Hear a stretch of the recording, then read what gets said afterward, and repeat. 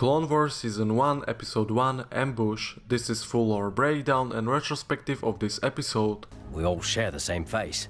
In the Force. Very different each one of you are. Fortune cookie of the episode is: great leaders inspire greatness in others. This is of course foreshadowing of what we are about to see in the episode, Yoda's leadership. The episode starts with narration, spin on, previously on type of thing. George Lucas loves Flash Gordon and serial storytelling, so this was included to catch everyone up, even if they hadn't seen every episode. It sets up the stakes and conflict. Who is the narrator? It is Tom Kane, voice actor that voices many Clone Wars characters, including Yoda in the episode, but the narration sounds more like character of Yularen, who we are about to see in the show. In the opening we see bunch of scenes reused from upcoming episodes. When does this episode takes place? It's shortly after Attack of the Clones, in the opening year of the Clone Wars. However, chronologically, this is the 5th episode in the timeline. Clone Wars was designed as an anthology series jumping around in time and space. This becomes more clear later, so we are at 22 BBY. Yoda is the main character here. He wants to convince the Toyadarians to join the Republic. So he travels on diplomatic mission to neutral moon of Rugosa. It is Coral Moon. They only wanted every planet in the Clone Wars to be unique.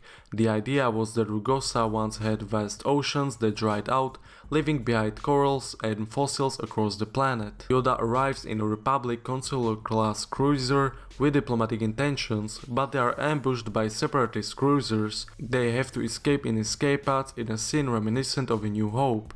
Speaking of that movie, the targeting display on the Republic frigate is the same one we see aboard the Millennium Falcon in that movie. Toyadarians are species we know from the Phantom Menace. Vado was such a unique character that the idea here was to explore more of his kind. Are they all like Vado, or Vado is just different because he lives on Tatooine? Here we meet King Katunko, new character, with his royal guards. Looking closely, Katunko is different. We see that his helmet has wings, his beard is longer and he is rounder. These design choices were deliberate and intentional to show his status. The rounder Toyadarian is, the more in shape he is. King Katunko was inspired by King Vultan from Flash Gordon, one of the biggest inspirations for the original Star Wars. Then Asajj Ventress shows up. They brought her back. She's Dooku's assassin, but not a Sith apprentice. That would of course break the rule of two. She was originally created for 2003 Clone Wars animated show, which is now part of the Legends continuity. Count Dooku also appears via hologram. His design here is noticeably different from the prequels. Yoda lands on Rugosa with 3 clone troopers. We'll talk about them later, but there are shock troopers, part of Coruscant Guard. The B-1 battle droids are voiced by Matthew Wood. Since they have no mouse, he was able to add jokes at the last minute. The droids even call Ventress Supreme Leader. Hearing that nowadays makes us think of other characters. Is Ventress Snoke? Yoda repeats variation of his famous line, "Size is not everything." It is callback to "Size matters not." We even got appearance from B2 battle droids and droidicas. There is a moment here where Yoda is on the back of the clone tire. It is similar to Luke in episode 5. One of the battle droids has green markings. These were for droids that specialized in operating AA-80s. Orabesh on Tyre's macro binoculars translates to regular mode, below it reads infrared mode, and another part says zoom in, zoom out. In the cave scene, Yoda teaches the clones much like he taught Luke. It feels natural for him. He treats the clones like his students. This is of course the first time we see clone individuality. They are clones but not droids. We even got the names for these clones. Here is Riz, Jack and Tyre. Riz is new character. Jack however appeared in episode 3 Revenge of the Sith. He executed Order 66 on Yoda and Kashyyyk, making this episode even more heartbreaking. And Tyre is the clone who searched for Yoda after his battle with Palpatine. During this emotional scene we hear Yoda's theme. His portrayal here is blend of the funny wise mentor from original trilogy and serious warrior we see in the prequels. We see another way to destroy droidicas.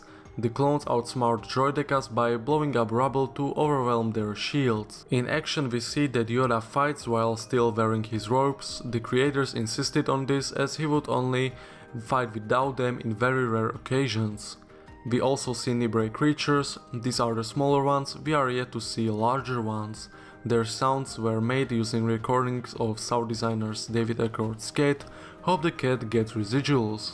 When Ventress is about to kill Katunko, he shows no fear, real example of toyadarian mentality and why Katunko deserves to be the king.